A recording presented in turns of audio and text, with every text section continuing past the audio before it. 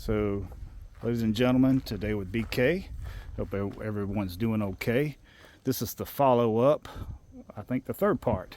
Put a vehicle on here. These are about 3,800 pounds. I did through the wheels on this, since these are not, these are not just aluminum wheels like you see on sports cars, and these are the stronger cast type, and so I got that, and then I did the lasso style here. That's not my preferred, but on this one it's fine. It's nice and tight.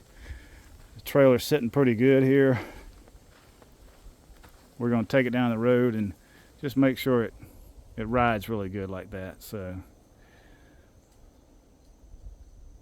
all right, let's do it. So you can see up here, the trailer's tracking really good. The car's not hopping, riding really well. It's a little, actually, it's about the same with the car without it, the way it rides. You can feel it giving it gas. But if you look here, you can see it back there. It's smooth going down the road. We're doing 60 right now. Temperature on the transmission is 158. Tires are doing well on the trailer. You can always see the back ones. The temperature will be a little bit more because that's where the brakes are.